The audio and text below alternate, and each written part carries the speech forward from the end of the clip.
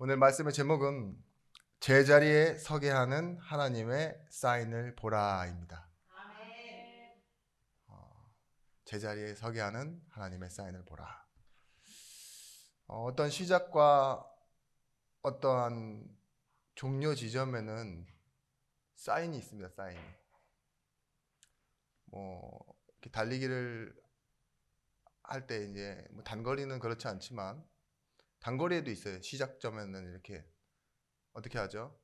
수영이나 on your mark, 제자리에 이 소리를 해주고 이제 총소리나 휘슬이 울리죠. 그러면은 다 같이 똑같은 선 자리에 선 사람들이 출발을 시작하는 겁니다.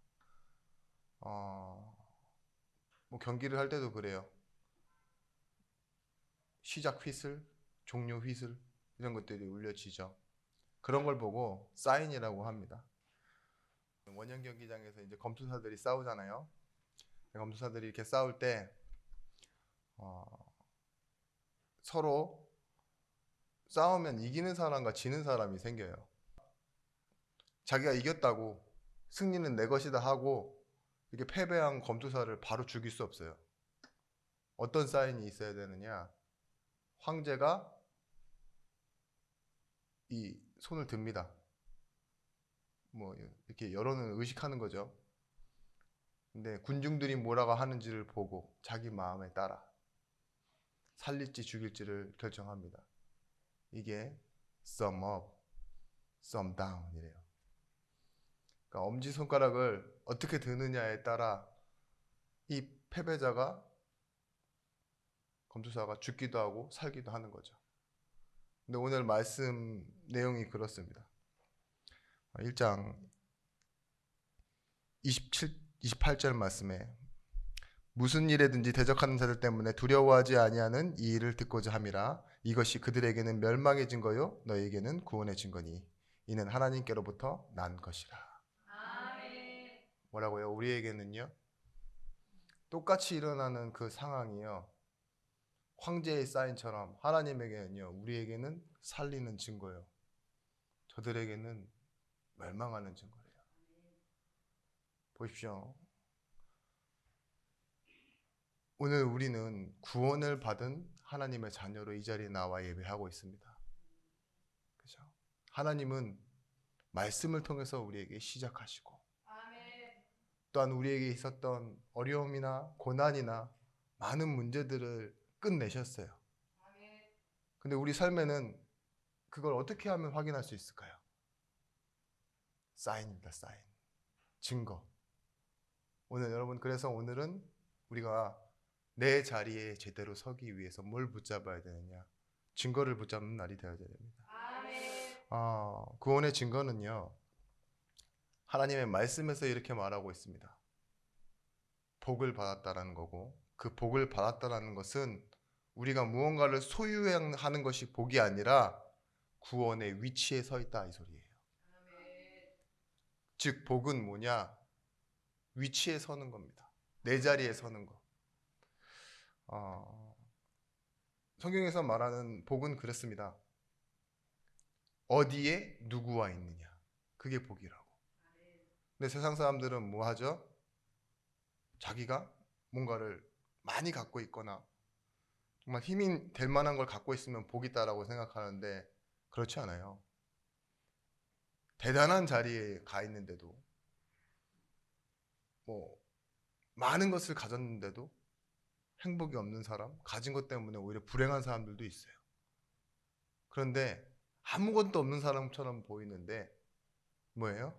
하나님이 함께 하시고 또한 그 시간표를 통해서 최고의 자리를 가는 어려움의 시간표를 통해 최고의 자리로 가는 사람들이 있다니까요. 예를 들면 그렇습니다. 시편 1편 3절 말씀에 너희는 시냇가에 심은 나무. 그냥 자란 나무가 아니라 뭐예요? 옮겨 놓은 거예요. 제자리로. 심은 나무는 어떻게 된다 했냐?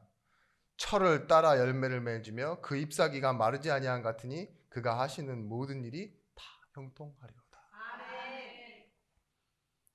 뭐죠? 잠시 좋은 자리가 아니에요. 그런 자리에는 누구나 갈 수도 있고 못 갈 수도 있죠. 근데 하나님께서요, 옮겨 심어 놓은 나무는요, 시절을 쫓아 과실을 맺는다 그랬어요. 이 위치라는 복이 시편 23편에는 이렇게 다윗이 고백합니다. 내가 부족함이 없다. 근데 무엇 때문에 부족함이 없느냐? 나는 양이고 여호와께서 목자 되신 그 자리에 있으면, 하나님이 하나님 되시는 자리에 내가 양으로 있으면 나는 부족함이 없다. 이렇게 고백하는 거예요. 자신의 위치를 고백하는 거죠. 로마서 8장 2절 말씀에도 우리는 죄와 사망의 법에 있었는데 이제는 영적인 주소가 어디로 갔어요? 생명의 성령의 법으로 하늘의 시민권자로 그렇게 구원을 받았다고 말하고 있습니다. 여러분, 요셉도 그렇게 얘기합니다. 창세기 45장에 당신들이 나를 이곳에 팔았으므로 근심하지 마소서, 한탄하지 마소서. 하나님이 생명을 구원하시려고 나를 당신들보다 먼저 보내셨나이다. 뭐라고 합니까? 당신들이 나를 이곳에 판 것도 아니야. 그죠?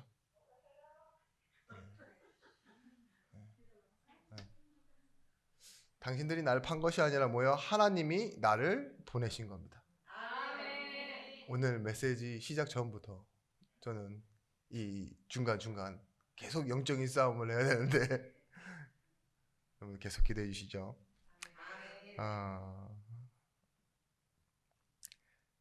그래요.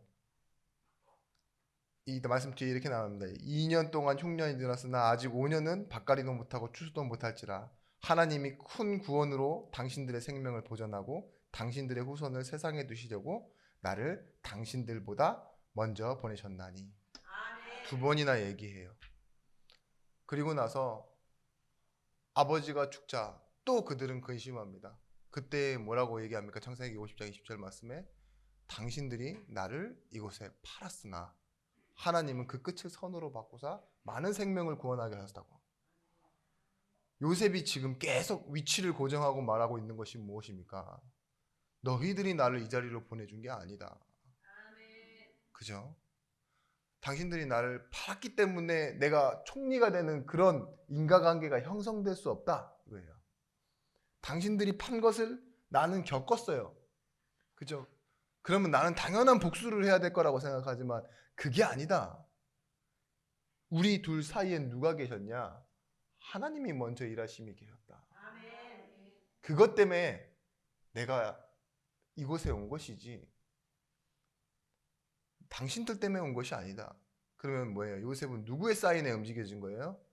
하나님의 사인. 가진 것이 뭐죠? 하나님의 증거. 그죠? 내가 왜 이 자리에 와 있는지 그 의미를 뭐라고 설명합니까?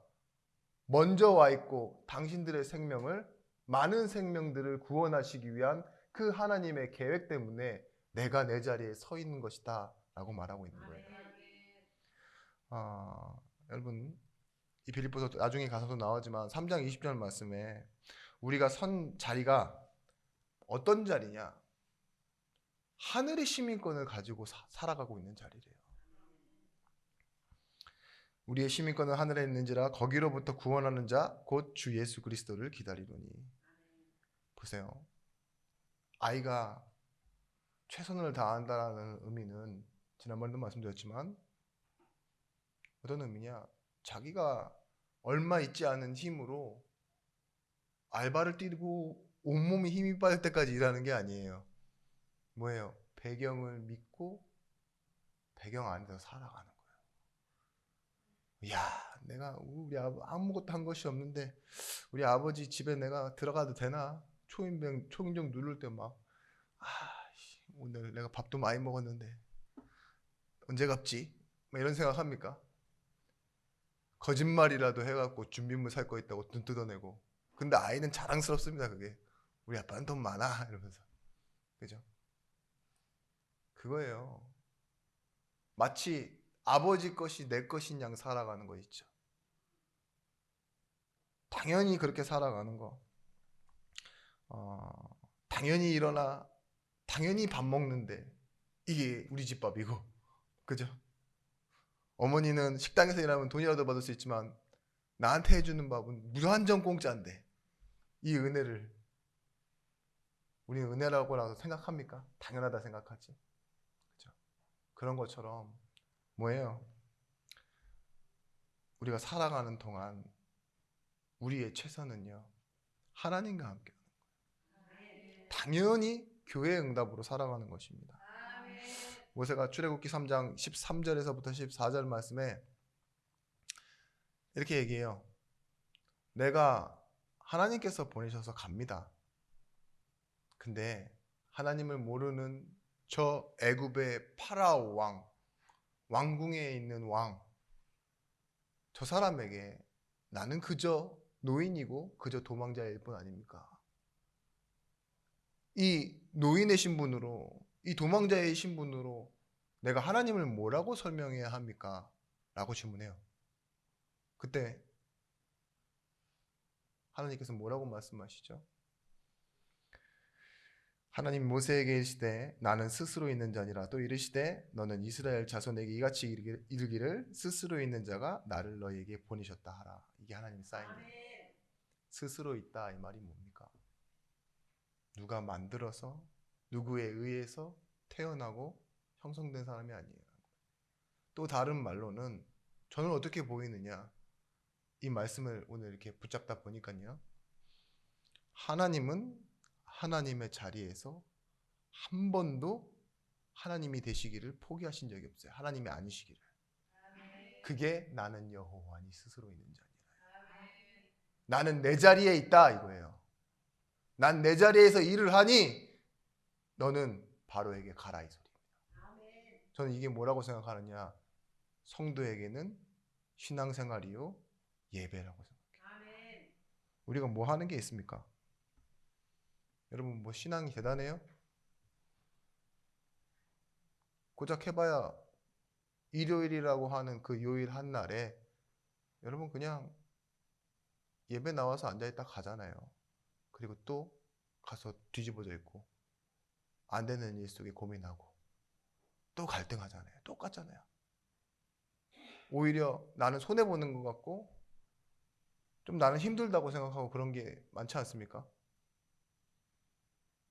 여러분 하는 게 그게 거의 대부분 다예요. 예수 믿으면서도 누가 싫고 믿고 교회 안에서도 갈등 심하고, 근데 그게 여러분의 위치라니까요. 근데 뭐예요? 이것을 통해 하나님은 하나님의 일을 하세요. 신기하죠? 하나님은 하나님의 위치에 계십니다. 그리고 우리의 위치는 뭐예요? 교회에서 예배하는 거예요. 이것일 뿐인데 모자라고 아무 대단하지 않은 일을 하지 않은 우리에게 구원의 축복과 생명 살리는 증거들을 계속 이어가시는데 그게 교회의 축복이라니까요. 빌립보서 1장 이게 들어오면서 네 번째 강의였죠. 네 번째 메시지. 거기에 떠밀려진 기쁨이라는 제목으로 말씀드린 적이 있어요. 결론에 이렇게 말씀드렸습니다. 히브리서 11장 37절 말씀에 돌로 치는 것과 톱으로 펴는 것과 시험과 칼로 죽임을 당하고 양과 염소의 가죽을 입고 유리하여 궁핍과 환난과 학대를 받았으니 이런 사람은 세상이 감당하지 못하느니라. 그들이 광야와 산과 동굴과 토굴에 유리하였느니라. 이들이 지금 뭐라고요? 돌로 치는 것, 톱으로 써는 것, 그죠? 칼로 배임을 당하기도 하고 양과 염소의 탈을 쓰고 도망다니기도 하고 그런 말도 안 되는 그런 대우를 받는데 뭐라고요? 그들이 제자리에 서니까 하나님이 그 자리에 떠밀었잖아요. 이끌어 가셨잖아요. 결과는 뭐라고 말하냐? 세상이 감당하지 못한다 그랬어요. 어떻게 이런 일이 일어날 수 있습니까? 우리가 하나님이 원하시는 우리 자리에 선다면요, 그것이 복이고 그것이 힘이고 능력입니다. 오늘 여러분 내가 받고 싶은 축복 말고 하나님이 주시고자 하는 축복이 무엇인지 여러분 사인을 보시는 날 되시기 바랍니다. 첫 번째입니다. 복음에 합당하게 생활하라. 오늘 27절 말씀에 나와 있어요. 27절 말씀, 오직 너희는 그리스도의 복음에 합당하게 생활하라. 이는 내가 너희에게 가보나 떠나 있으나 너희가 한 마음으로 서서 한 뜻으로 복음의 신앙을 위하여 협력하는 것과, 이렇게 말했어요. 합당하게 생활하라. 생활한다는 말이요. 영어로는 이렇게 나와 있습니다. conversation이라고. 활동하다, 생활하다. 그리고 헬라어 원어로는 말씀 안 들어도 되지만 헬라어 원어를 꺼낼 때는 좀 의미가 있기 때문에 그렇게 말씀드리는 겁니다. 폴리튜오마이라고 나와 있어요. 폴리투에스테 이렇게 나와 있는데, 이 말은 뭐냐? 시민적으로 행동하다, 시민으로 살게 하다, 이런 말이에요. 단순히 그냥 살아가고 이런 의미가 아니라요, 시민적인 의미라니까요. 뭐 시티즌십이라고 하죠. 멤버십이라고 하고. 그게 뭐예요? 가입이 되어 있어야지만 그 안에서 힘이 나오는 걸 보고 시티즌십 멤버십이라고 해요. 지금 어제 기준으로 서울의 봄 영화 1127만이더라고요. 거기서 나오는 주된 내용이 뭡니까? 군부의 하나회. 그죠? 그 얘기가 주축이잖아요. 멤버십이에요, 하나에는. 그죠? 그들은 그들만의 이런 관계를 가지고 움직이고, 결국은 뭐 전 영화를 안 봤습니다. 이런저런 내용이죠. 어떻게 그런 일이 가능했냐? 그 소속감이에요, 소속감. 우리도 마찬가지입니다. 지금은 뭐 여권 파워가 많이 달라지긴 했지만, 옛날 우리 나라 여권을 가지고 어떤 나라에 가면은요, 진짜로 막 짐 다 뒤지고 뭐 입국 거부당하고 그런 일이 많았어요. 근데 지금 우리나라 여권 파워가 몇인 줄 아십니까? 3위? 그렇더라고요. 핀란드, 스위스, 프랑스, 호주, 일본, 이런 나라와 함께 공동 3위. 거의 대부분 다 갈 수 있는 거예요, 우리나라 여권 가지고. 근데 얼마 전에 뉴스 보셨죠? 태국에서 우리나라 계속 못 들어오게 막아요. 여행자도 못 들어오게 막고 이러니까 그 태국인들이 그 외교부나 이런데 관광부에다가 막 항의하고, 자기네들끼리도 한국 여행 금지 뭐 이렇게 하자, 못 가지 말자, 막 이런 일들이 일어나고 이러는데, 그만큼 우리나라 국격이 많이 올라간 거예요. 근데 여러분, 이 시티즌십, 이게 얼마나 대단하냐? 얼마 전에 있었던 일입니다. 북한에 여성 기자 2명이 이렇게 한번 붙잡힌 적이 있어요. 근데 이 사람이 한국계 아시아인이에요. 그리고 한 사람은 그냥 아시안계 미국인이고, 근데 둘 다 미국 시민권을 가졌어요. 그러니까 누가 날아갔는 줄 아십니까? 클린턴 대통령, 전 대통령이죠. 가서 직접 데리고 미국으로 갔어요. 평양에 잡힌 그 사람들을.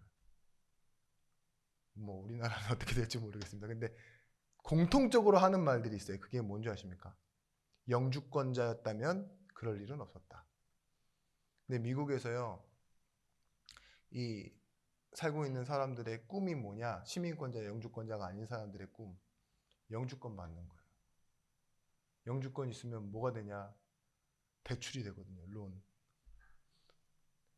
근데 그게 없으면 대학생 등록금도 똑같이 다니지만 유학생으로 다니면 2배, 3배 높고, 영주권 나오면 좀 더 싸고 대출도 되고, 시민권자는 등록금도 더 싼데 당연히 대출도 되고, 영주권자, 시민권자도 구별이 있는데 유학생은 또 차이가 있는 거죠.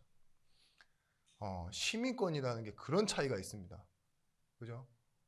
우리나라에서 살인한 어떠한 그 외국인, 우리나라 경찰에서 그냥 놔줘야 됐었잖아요. 그게 뭐예요? 시민권이에요, 시민권. 함부로 손댈 수 없는 거예요. 그 나라 법에 소속되기 때문에. 군인도 뭐예요? 똑같이 사고를 쳤는데 경찰이 못 잡아가고 국방부에서 데려가잖아요, 군인이면은. 그런 것처럼 우리가 어디에 소속돼 있냐? 하늘에 소속돼 있어요. 그런 것처럼 오늘 여기에 말하고 있습니다. 왜 복음에 합당하게 생활해야 되고 어떻게 복음에 합당하게 생활해야 되느냐? 대적하는 자들을 두려워하지 말라, 이렇게 얘기하고 있어요. 어, 감옥에 갇혀 억울하게 고난을 당하는 일이 많았습니다. 지금 바울이 또 감옥에 있는 거죠. 빌립보 편지를 할 때 에바브로디들을 통해서 편지를 보내는데 그 시점이 어디입니까? 자기는 아직도 감옥에 있는 거예요. 자기에게 헌금과 이 선물과 편지를 들고 왔던 이들을 다시 돌려보내면서 이 편지를 보내잖아요. 아직 감옥에 있는데 이 자신들을 거부하고 대항하는 사람들에게 붙잡혀 있으나 바울에게는 손해가 아니에요. 앞서 말씀드렸던 것처럼 뭐예요? 이 빌립보 안에 복음의 진전이 나타났어요. 증거가 나타났습니다. 왜 사인을 봐라 이랬느냐? 내가 감옥에 있지 그렇다고 해서 죽느냐? 그게 아니라는 거예요. 이들이 나를 죽일 수 있느냐? 그게 아닙니다. 왜냐? 하나님의 사인이에요.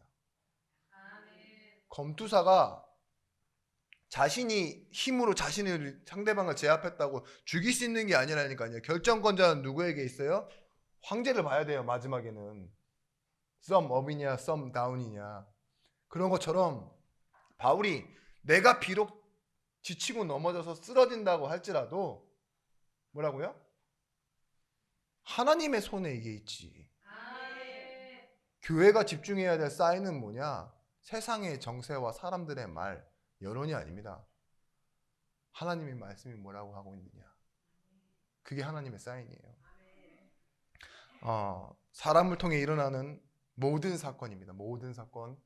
우연적인 일도 있고 또 자연적인 일도 있고 어떤 부분엔 역사적인 일도 있어요. 거기에 뭐가 있냐? 우리는 있는 그대로를 보겠죠. 그 시간에 볼 수 있는 걸 보고. 근데 하나님의 계획이 있어요. 그리고 하나님의 주권 가운데에 일어나는 일입니다. 그래서 우리는 복음에 합당하게 생활한다는 말은 하나님이 하시는 일에 쓰임 받는 거예요. 디모데후서 2장 20절에서부터 21절 말씀. 큰 집에는 금 그릇과 은 그릇뿐 아니라 나무 그릇과 질 그릇도 있어 귀하게 쓰는 것도 있고 천하게 쓰는 것도 있나니.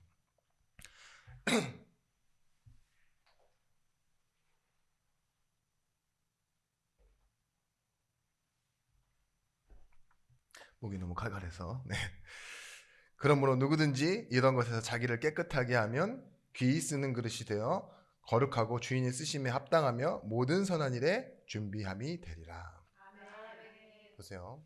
금그릇도 있고 은그릇도 있고 귀히 쓰는 그릇이 있는데 그게 뭐예요? 그릇마다 다 쓰임새가 있다는 거예요. 근데 그릇은 어떻게 하면 쓸 수 있습니까? 깨끗하게만 하면 쓸 수 있어요. 복음에 합당하게 생활한다는 말은 뭐예요? 우리가 하나님이 원하시는 위치에 있는 거예요.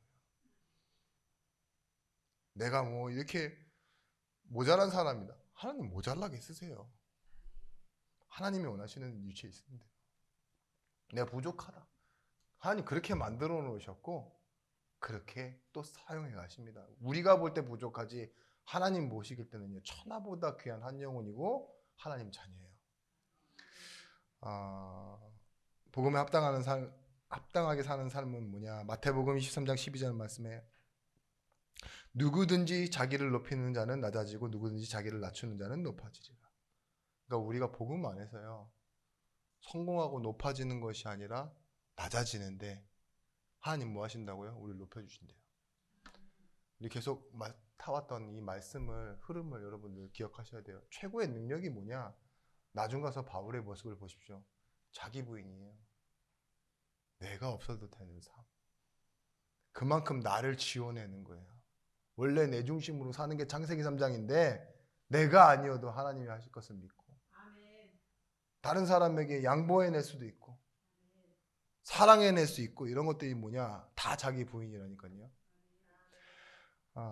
베드로전서 2장 9절 말씀처럼 우리는 택하셨고 왕같은 제사장으로서 이 세상을 살아갑니다.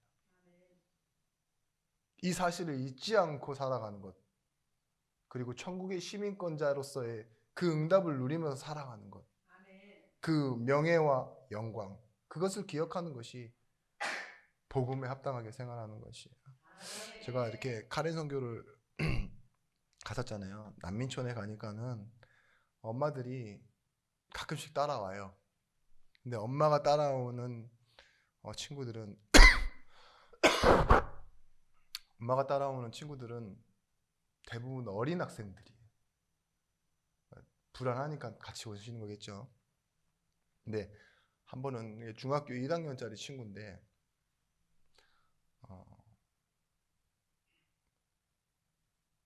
진짜로 좀 힘들더라고요.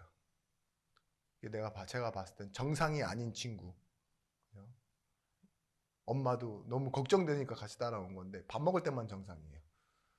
막 소리 지르고 뭐 핸드폰 배터리 다 달 때까지 진짜 막 움직이지도 않고 사람들이 말하면은 막 이렇게 막 진짜 어떻게 막 손을 댈 수가 없을 만큼 있죠. 근데 마음이 고민이 되더라고요. 머릿속에는 이런 세상적인 지식만 가잖아요. 대를 위한 희생 막 이런 거 있죠. 그러니까 얘는 이제 버리고 가야 된다 막 머릿속으로 막 여러 가지 생각이 들기도 하고 선교에 온 건데 의미로 온 건데 지금 얘가 뭔가 치유센터에 보내야 되나 막 별 생각이 다 들 때쯤 이 친구에게 이렇게 얘기했어요. 중학생이 친구인데 계속 너 그렇게 말 안 듣고 뒤집어지고 뭐만 한마면 울고 뭐 엄마랑 싸우고 막 이런 상황들이 참 나는 불편하다. 근데 나는 괜찮은데 좀만 참으면 되는데 여기 같이 있는 그 카렌 선교하는 팀과 카렌 친구들이 볼 때 참 우리들을 뭐라고 생각하겠냐. 너는 지금 선교사로 온 건데 너는 한국인이다. 저 사람들이 볼 때 처음 보는 외국인을 처음 봤다는데 그게 우리고 그게 우리 선교의 사명을 가지고 온 우리다. 그러니까 좀 너도 국격을 가져라. 내가 이렇게 했어요. 국격을 가져봐라. 그랬더니 막 갑자기 얘가 진짜 상어른이 된 느낌이죠. 딱 뭔가 진짜로 방금 명상을 마친 그 주지스님처럼 네. 그래가지고 진짜로 말도 안 되게 진짜 나중에 뒷짐지고 돌아다녀요. 그런 모습을 보면서 와 이런 게 소속감이라는 건가 그런 생각이 들더라고요. 여러분 사람들이 우리를 볼 때요. 오늘 이 합당하게 생활하는 말에 나와 있는 의미 중에 하나님의 말씀이 빛나게 하라 이 소리예요. 디도서 2장 10절 말씀에 훔치지 말고 오히려 모든 참된 사실을 신실성을 나타나게 하라. 이는 범사에 우리 구주 하나님의 교훈을 빛나게 하려 함이라. 우리의 크고 작은 일, 중요하다 생각하는 일과 그리고 그렇지 않은 일, 뭐 편한 일도 있지만 험한 일도 있잖아요. 그런 걸 통해서 뭐가 나타나야 되느냐? 하나님의 영광이 나타나야 돼요. 이를 위해 뭐예요? 우리가 예의주시하고 집중해야 될 것은 이익 손해가 아닌 복음의 유익이 되어져야 됩니다. 그래서 여러분 고민하지 마십시오. 어떻게 돼도 일은 진행되어지고 끝날 거고 내가 평가 어떻게 받느냐 그거 사실 그렇게 중요한 거 아니에요. 지나가면 그냥 다 잊혀져요. 나도 잊어버려. 그런데 하나님이 기억하시는 시간이 있어요. 그게 뭐냐? 여러분이 예배하고 하나님의 사인을 받고 그 은혜를 여러분의 마음속에 간직하는 시간. 그리고 돌아가서 잠시지만 작지만 내가 복음을 위해서 하는 그런 작은 행동 있죠.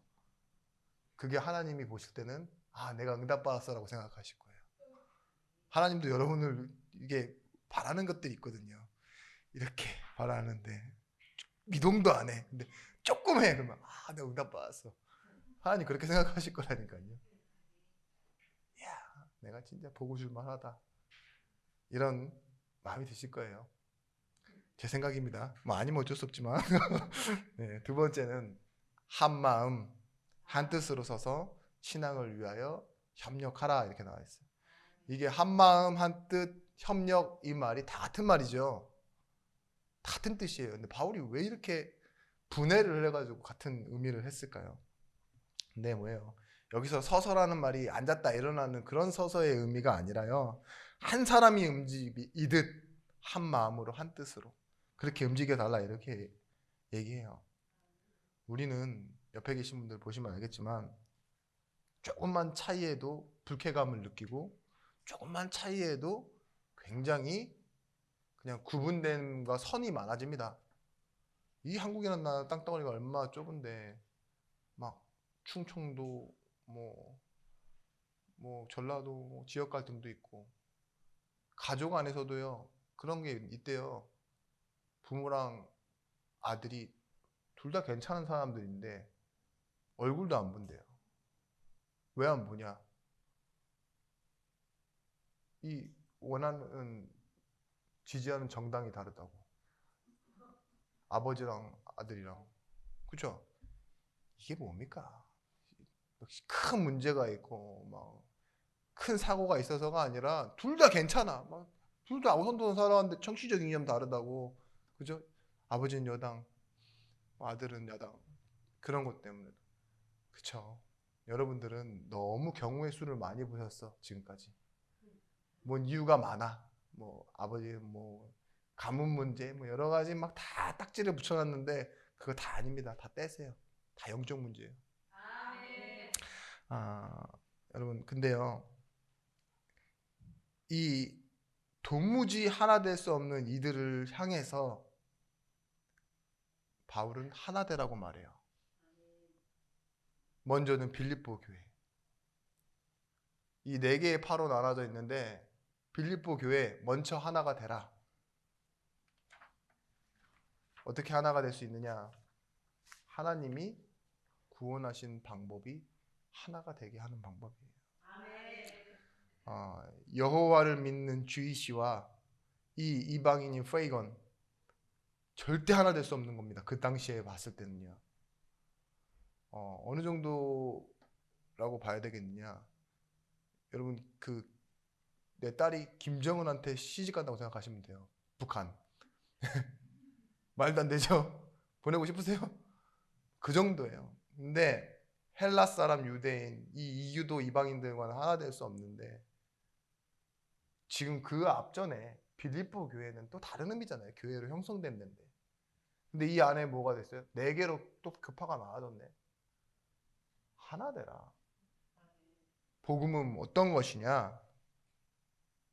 내게 자랑인 복음 로마서 1장 16절의 말씀. 이 복음은 하나님의 능력이다. 모든 믿는 자에게 구원을 주신 하나님의 능력. 하나님의 능력을 인정하는 것이기 때문에 우리는 하나 되어야 된다. 먼저는 유대인에게요, 둘째는 헬라인에게로다 하니까는 유대인 먼저고 그 다음 차선으로 헬라인이라고 말하는데 그렇지 않아요. 같은 의미예요. 유대인에게도 같고 바울의 의미를 잘 생각해 보십시오. 유대인과 헬라인은 완전히 하나 될 수 없는 존재인데 바울이 이 복음을 자랑하고 하나님의 능력을 말한 뒤에 뭐라고 해요? 먼저는 유대인에게요, 두 번째는 헬라인에게다. 여러분이 감이 좀 안 오시죠? 마음에 팍 부딪히는 내용이 없죠? 유대인, 헬라인 다 어차피 상관없으니까. 근데 지금 제가 설교해서 막 목 놓아서 얘기하는데 첫 번째 우리 예준께는 은혜를 받아야 하고 두 번째는 저 조계사 주지스님도 은혜를 받아야 되고 세 번째는 저 양국회관 저 회관장님도 은혜를 받아야 됩니다. 이렇게 얘기하면 여러분 뭐야 이러겠죠. 똑같은 거예요. 차별이 없고 예외가 없다. 복음의 능력은 모든 믿는 자를 구원하시는 능력이 맞습니다. 하나님은 이 복음에 하나님의 의가 나타나는데 믿음에서 믿음에 이르게 한다 그랬어요. 믿음에서 발언되어 믿음으로 향하게 한다고요. 그렇기 때문에 내가 가진 믿음으로가 아닌 하나님이 주시는 믿음은 믿음으로 향해 가게 되어 있습니다. 믿음으로 시작되어지게 되어 있습니다. 인생, 문화, 종교개혁 이 세 가지 말씀 우리가 받았었잖아요. 이 세 가지가 뭐냐? 복음으로 하나 되어지는 응답들이에요. 내 인생이 어떻게 우리가 살고 있는 이 문화가 종교가 어떻게 개혁이 되겠습니까? 하나님이 시작하실 때 사인이 있어요. 그게 뭐냐? 언약 가진 사람과 언약 가진 사람이 만났을 때 어떤 응답이 있냐? 만남의 축복이라고 말하지만 그것을 통해서 역사가 바뀌는 일들이 시작돼요. 성공된 사람과 성공된 사람 만나면 싸워요. 아시죠? 뭐 여러 가지 있는 사람도 있죠. 경쟁합니다. 그런 게 아니에요. 복음 가진 사람과 언약 아는 사람이 만났을 때, 그리고 이 사람들이 한 말씀과 한 메시지로 하나가 될 때 어떤 일들이 일어나냐? 헌신? 그 정도 개념이 아닙니다. 개혁이 일어나는 거예요. 여러분, 이 증거가 어디 나와 있다라고 생각하냐? 먼저는 유대인에게요, 둘째는 헬라인에게로다. 이 터무니없는 소리가 로마서 16장 가보세요. 누가 있습니까? 구레네 사람 있어요. 흑인. 이름도 집어넣지 않는 여자. 그 여자 베베가 로마서를 들고 갑니다. 그리고 계속 말해요. 몇 년 동안. 그죠? 그리고 누가 있습니까? 아리스토블로 원석이라고 했던 그 황제와 가까운 사람도 있고, 말도 안 되죠. 헤롯의 덧동생 만화에 핍박자 가문의 사람도 있고, 진짜 노예 가문의 사람도 있고, 저 빌레몬서에 가보면 뭐예요? 오네시모 같은 도둑놈도 있고, 말도 안 되는 사람들이 다 있는데 뭐예요? 하나님의 언약 안에서 만난 사람들이. 노인도 있는데 혼혈인 디모데도 있고. 근데 이 사람들이 뭐예요? 그 시대를 바꾸는 응답 속에 서 있게 돼요. 인생, 문화, 종교개혁. 어떤 사람들입니까? 시대의 흐름을 본 사람들이 아닙니다. 하나님의 사인을 보고 제 자리에 선 사람들입니다. 여러분, 참된 교회의 응답을 받으십시오. 나는 교회예요. 교회. 교회는 뭐예요?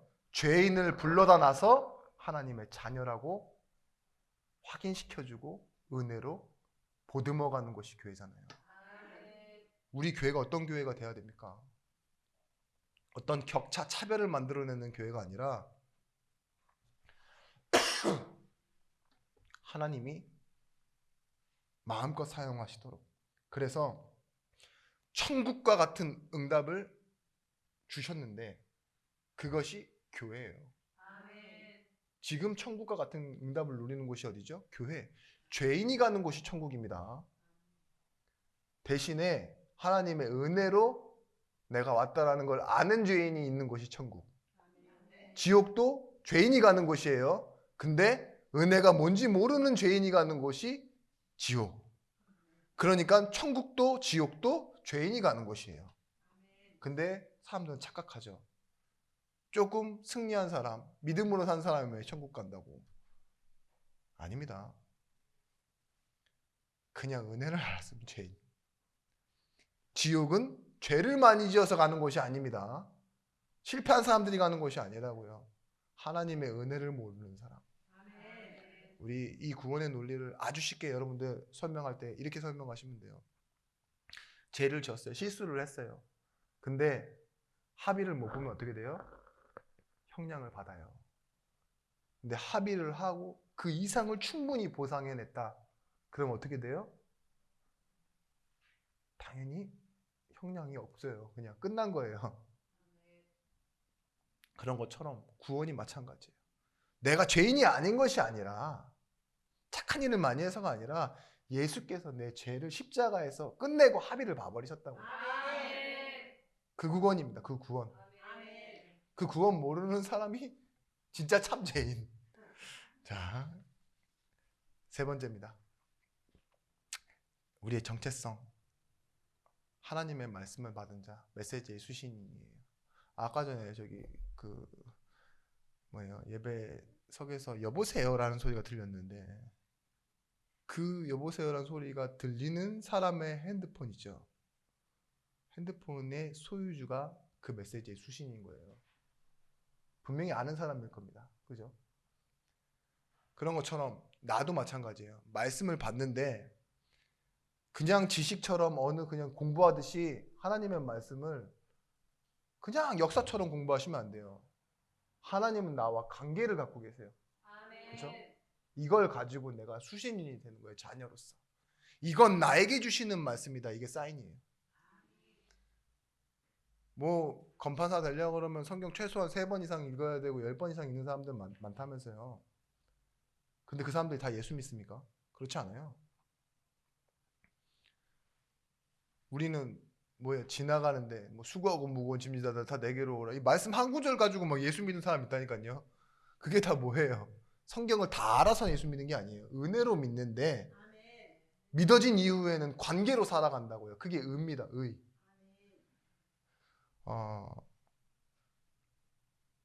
정체성이 얼마나 중요하냐. 이거에 따라 우리의 승패가 갈려지기 때문에 그래요. 자, 홈런을 치면 빵빠레가 빵 울리잖아요. 딴따다란 하면서 울리죠. 그때요. 기뻐하는 팀은 뭐냐? 그게 승점이에요. 똑같이 빵빠레가 울리는데 저게 듣기 싫고 막 짜증나면요. 실점한 팀의 관점이에요. 그죠? 정체성이라고. 지난 연말에도 이런 설교했더라고요. 사자후라고. 사자가 포효해요. 울면 어떻게 하느냐? 다른 동물들은요. 주변에 사자가 있는 줄 알고 놀라서 뛴다니까요. 근데 어린 사자는요. 그 소리를 듣고 엄마 쪽으로 걸어요. 찾아온다고요. 그 소리를 듣고. 그런 것처럼 말씀이 우리에게 뭐가 돼야 되느냐? 하나님의 말씀이 들릴 때요. 내가 내 자리에 서는 거예요. 그게 사명입니다. 하나님의 말씀으로 인해 내가 내 방향을 다시 회복하는 거예요. 그게 여러분에게 예배가 돼야 돼요. 말씀에 집중하고 듣고 일어서야 됩니다. 집중해서 기도함으로 우리가 뭘 할 수 있느냐? 하나님의 관계를 회복할 수 있어요. 그래서 2024년에는 정말 여러분들이 좀 집중해서 기도했으면 좋겠어요.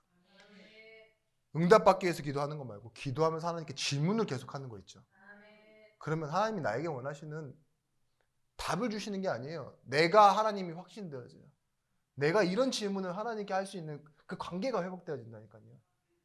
그래서 문제가 있는데 문제 놔두고 넘어갈 수 있는 힘도 생기고. 그 C.S. 루이스가 The Problem of Pain, 고통의 문제라는 책에서 이렇게 얘기합니다. 원래 이 사람이 유명해지고 난 후에 이 책을 익명으로 썼어요. 아내가 암 투병할 때. 아까 말씀드린 내용과 같습니다. 지옥에 대해서 이렇게 얘기하는데 천국은 구원을 위해 하나님을 신뢰하는 자들이 가는 것이고 지옥은 자신들의 구원을 위해 하나님을 신뢰하지 않기로 선택한 죄인들이 가는 곳이다. 그러니까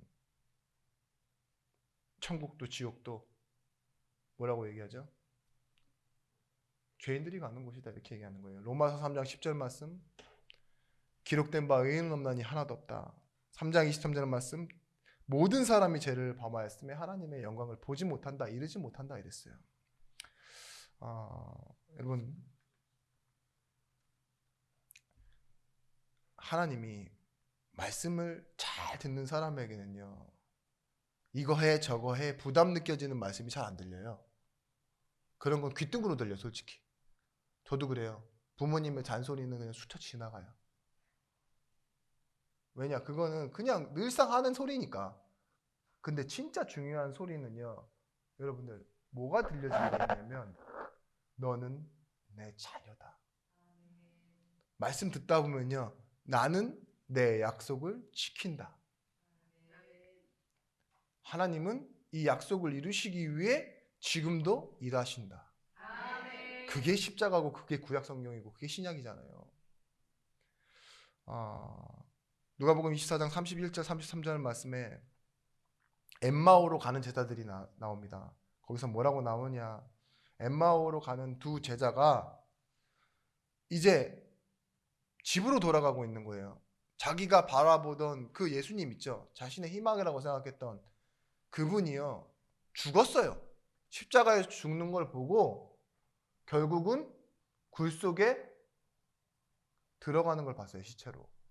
그러니까 나는 저기서 끝내겠다 이거예요. 그리고 집으로 돌아가는 중이죠. 그런데 이 둘에게 예수님이 찾아오셨는데 예수님이 알지도 못해. 왜냐? 자기의 희망과 소망은 동굴에서 끊겼거든. 근데 뭐라 그래요? 이 두 사람이 말씀을 풀어주실 때 우리 마음이 가슴이 뜨거워지지 않았느냐? 이렇게 얘기하고는요. 다시 뭐예요? 집으로 가던 방향에서 예루살렘을 향하여 돌아갔대요. 무슨 말인지 아시겠습니까? 메시지의 수신이 내가 돼야 돼요. 내 정체성을 깨달으면요. 하나님의 사인이에요. 엠마오로 가던 그 제자들, 말 그대로 엠마오 그 말이 뭐 어떤 지명이 아니에요. 집으로 가는 제자들이에요. 끝났다고 생각하고 집으로 돌아가고 있다가 하나님 말씀 듣고 나니까 다시 내가 제자인 걸 깨닫고 예루살렘으로 갔다고요. 그게 하나님의 사인이에요. 여러분 어떻게 하면 내가 예전으로 돌아가지 않겠습니까? 집이 아니에요. 자꾸 우리가 예수 믿으면서 지난 문제로 돌아가요. 안 믿던 시절처럼 그대로 편한 쪽으로 가려고 한다고요. 엠마오로 가는 제자들처럼요. 나를 포기하고. 그때요. 하나님의 말씀이 나를 하나님이 원하시는 방향으로 계속 밀고 가는 겁니다. 이끌어 가시는 거라고요. 여러분 가난도 잠시가 아니고 예전에도 그랬는데 정말 이게 좀 말이 되나? 앞으로도 나아질 것 같지 않은데 나는 이렇게 살아도 되나? 여러분 구원을 오해하고 계세요.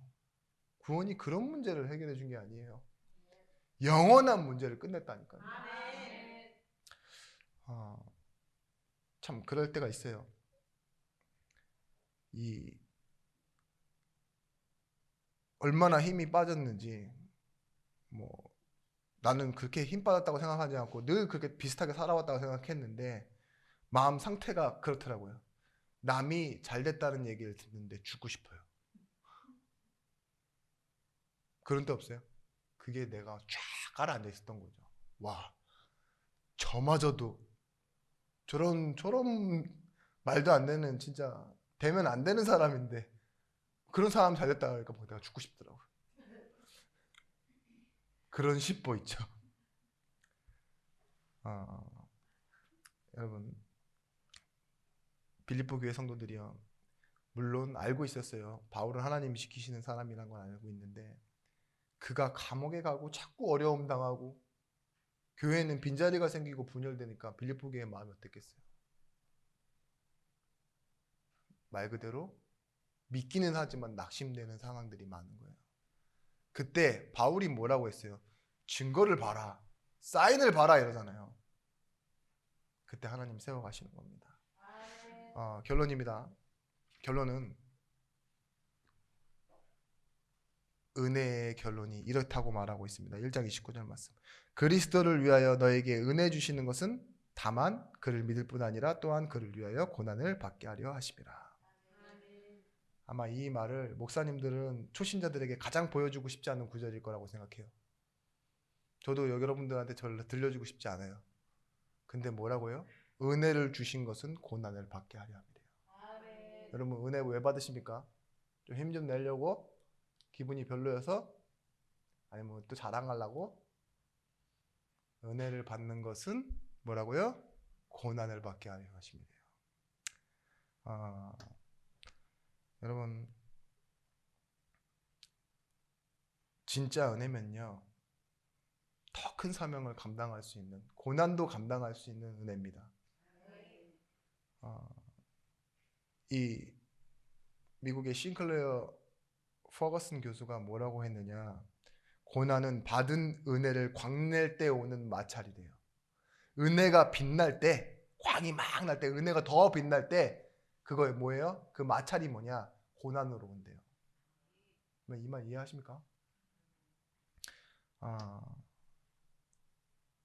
어떤 장로님이 돌아가시는데, 이제 나중에 말도 못 하세요. 근데 성도들이 오시잖아요. 곡기를 끊고 나니까. 근데 말을 못 하니까 사람들이 다 뭐라고 와서 한마디씩은 하고 가죠. 말 못하는 사람한테도. 근데 그때마다 장로님이 뭐라고 하시느냐. 말을 못하니까 사인을 해요. 며칠 이렇게 하셨대요. 성도들이 오시고 목사님 오시면. 근데 그가 살아 계실 때도 그랬대요. 나는 괜찮습니다. 늘 복음을 위해서 딱 누워서도 가실 때 마지막에 터미네이터도 아니고 알비백 아니 천국에서 같이 보자 이래가지고 했는데 우리의 사인도 그거예요. 고난 왜 오냐? 은혜가 왜 오냐? 은혜를 통하여 고난을 감당하게 된대요. 여러분 진짜 은혜 받으신 분이요. 고난이 왔을 때 빛이 납니다. 고난을 감당한다니까요. 왜 고난이냐? 하나님과 함께하기 때문에 진짜 고난을 받는 거예요.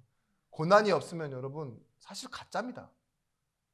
말씀에 나와 있잖아요. 성령이 친히 우리의 영과 더불어 우리가 하나님의 자녀인 것을 증언하시니 자녀이면 또한 상속자 곧 하나님의 상속자요 그리스도와 함께한 상속자니 우리가 그와 함께 영광을 받기 위하여 고난도 함께 받아야 할 것이냐. 오늘 본문만이 아니에요. 계속 고난에 대해서 나와요. 여러분 고난을 통해 우리는 뭘 알게 되냐? 우리가 가진 소망이 얼마나 담대한 것이고 대단한 것인지 확인하게 됩니다. 시편 119편 71편 말씀에 고난 당한 것이 내게 유익이라 이로 말미암아 내가 주의 율례들을 배우게 되었나이다. 여러분 은혜 받은 사람은 고난 속에 있어도 뭘 확인하게 되느냐? 하나님과 나와의 대단한 관계. 그 속에 있는 내가 받은 축복들을 또 확인하게 된대요. 여러분 우리는 미성숙합니다. 그래서요 고난이라는 단어를 너무 싫어해요. 뭐 신앙이 다 현재, 지금, 바로 이게 가장 가까운 말이 뭐죠? 현찰. 지금 바로는 현찰이잖아요. 그죠? 이런 걸 너무 좋아해요. 조삼모사라고 하죠. 숫자가 좋다고요. 공이 많이 붙은 게 좋아요. 그런데 하나님은요. 성경에 약속된 것을 보고 장래에는 장차 일어날 일은 하나님이 주신 약속이에요. 여러분 더 깊게 나누고 싶지만 나중에 하겠습니다. 은혜는 고난을 감당할 수 있습니다. 더 정확하게 말씀드리면 은혜를 주신 것은 다만 그를 믿을 뿐만 아니라 그를 위하여 고난도 받게 하여 하십니다. 단순히 축복 주세요, 복 주세요 이러는 2024년이 아니라 2024년에는 진짜 은혜로 진짜 중요한 것을 감당하고 고난도 문제되어지지 않는 그런 시작을 우리가 하는 2024년이 되길 바랍니다. 기도하겠습니다. 하나님 우리를 제자리에 서게 하심에 감사를 드립니다. 이 하나님의 말씀이 쌓인데요 우리가 먼저 하나 되어지게 하시고 하나님의 손을 내서 일어나는 모든 일들을 통해 하나님의 일을 보게 하여 주옵소서.